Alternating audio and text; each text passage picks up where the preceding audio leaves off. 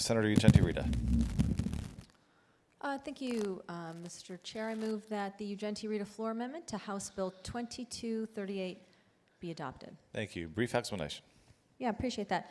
Members, this amendment is designed to get to the same goal, but in a much more efficient, real, and meaningful way. So the amendment bans drop-off boxes. The underlying bill monitors it with either a person or a video camera, but the reality is that is already happening now. And if anyone believes what they saw in that documentary, 2,000 Mules, they have 4 million minutes of videotape. For what? If you think it's a problem, if you think ballot boxes contribute to ballot harvesting and can be manipulated, you would ban them, not require that we tape them. It's too late at that point. And that's the God's honest truth. It is too late after they've been dropped off, after an election, after canvassing, after certification, to then go through hours and hours of tapes to find someone who has ballot harvested and dropped in illegal ballots, potentially. The damage is already done. If the goal is to restore confidence in the outcome of an election, then you ban what you think facilitates the manipulation. You don't capture it on video. Again, where do you think these drop-off boxes are?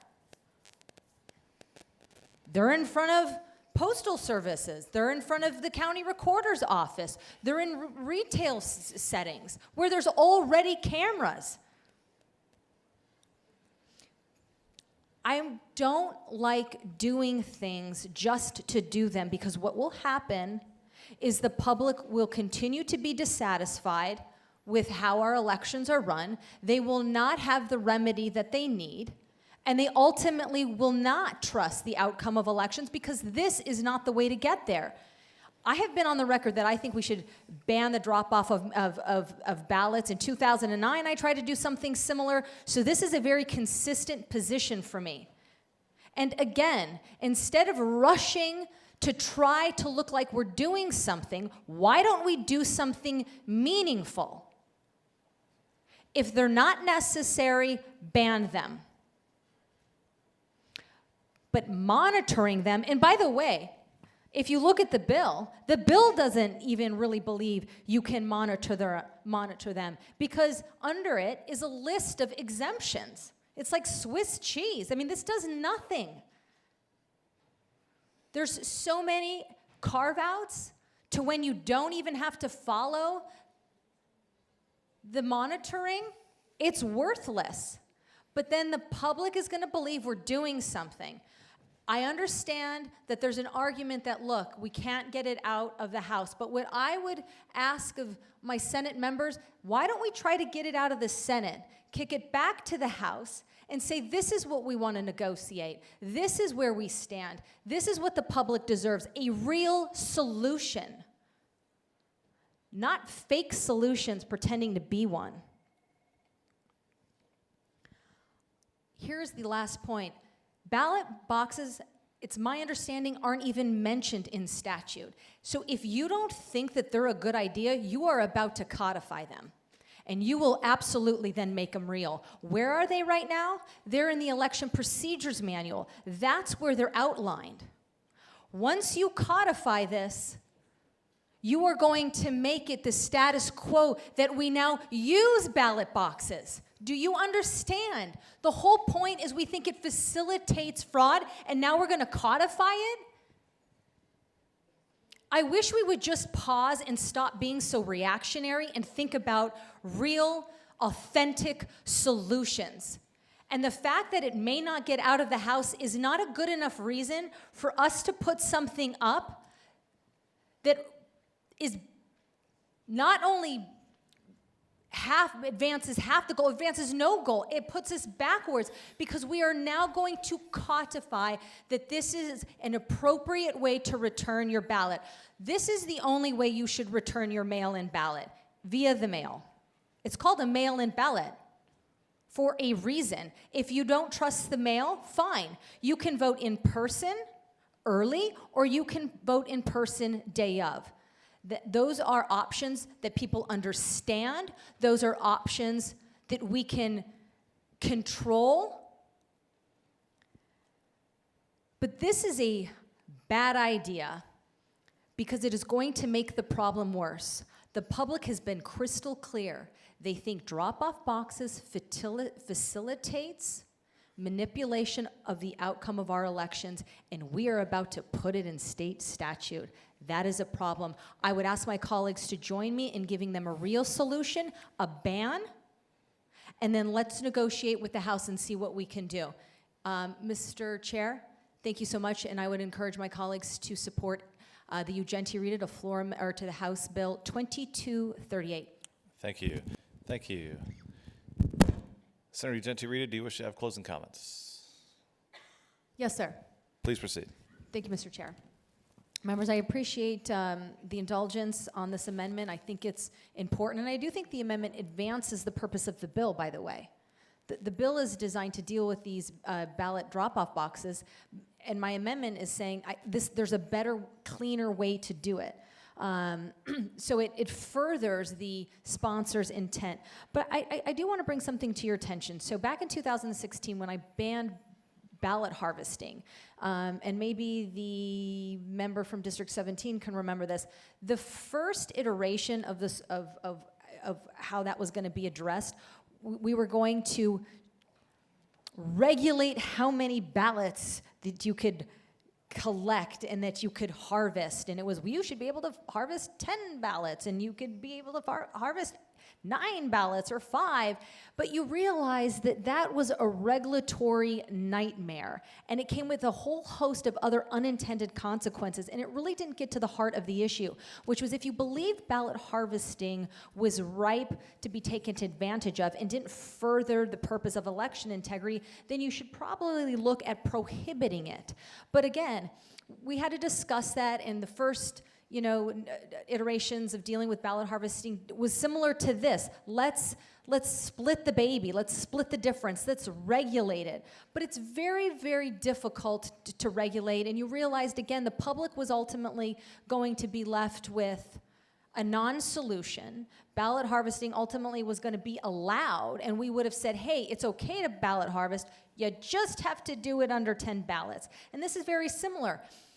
It's not practicable to regulate it the way this bill is spelled out. The more common sense, meaningful solution is to ban it, because the reality is you don't need them. They're really not necessary. If you're voting by mail, you have an option. If you honestly want to just drop it off and give it to an election personnel, I mean, you could do that. And of course, if you don't want to vote by mail, vote in person early or vote in person day of. You also look at the bill, and it talks, you've got language in here that is going to be impossible to figure out. So here, notwithstanding subsection A of this section, for locations where it's not practicable for election staff to be present, the county should provide for the maintenance of surveillance. You realize, well, to me, that just sounds like a giant carve-out to not have somebody in person, a staff person there. And now you're going to go to the video. And we've already established monitoring and videotaping the bad behavior gets us nowhere. Nowhere. And I want to end on this one point, because I've done a lot of these bills. Many times it takes multiple sessions, but it's worth it, you guys. It is worth it to do it right. We only have a few opportunities to address this. Let's not forego an opportunity to do it the right way. We can't just keep going back for another bite at the apple. I've had to do many of my proposals, and I think many of you have too, several times, multiple years. But when you do it right, it matters, and ultimately we're doing our job and delivering for the public. So I would really encourage you to support the amendment. It furthers the purpose of the bill, and I think it's a meaningful conversation to have with the House. And who knows, with more information and education, they may get there, and we ought to give it a try and not just throw up our hands and say, you know what, look, it's an election bill in name only. I'm so sick of those. And with that, I encourage you to vote yes on the Ugenti-Rita amendment. Senator Ugenti-Rita, you're on the board. Thank you, Madam President. So it looks like this is going well. I rise to explain my vote. Please do. Okay, thank you. Okay, I do want to make I really believe in this. I really, really do. Can I sell this one more way? If you believe ballot harvesting is a problem, why would you continue to allow something to facilitate it? As we know, it's very difficult to catch someone ballot harvesting. It's very difficult to enforce. When this is one of the largest, ballot boxes are one of the largest facilitators of ballot harvesting. And they're not the same as a mailbox. Because when you use the mailbox, it's got to go through the Postal Service. When you use the drop-off boxes, it allows someone who's ballot harvesting to have all the way up to 7 p.m. on Election Day to turn that in. They're not the same. Eliminating this goes a long way in reducing opportunity for people to ballot harvest.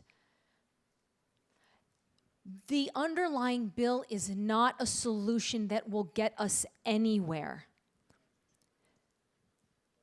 Think about it. In the bill, it says someone has to monitor a ballot box. What does that even mean?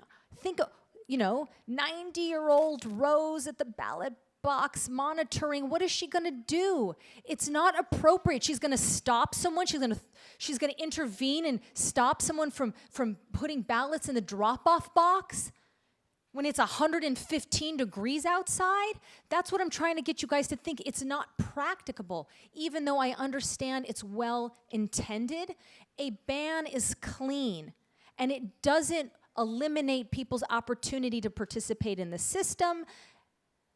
It reduces opportunity for undue influence, manipulation, and this is the biggest way people ballot harvest. If you believe ballot harvesting is undermining elections, you will vote to ban what facilitates it the most, which is drop-off boxes, and that's what I am trying to do for the public. Thank you, Madam Chair, and I vote Madam President, and I vote aye. Thank you.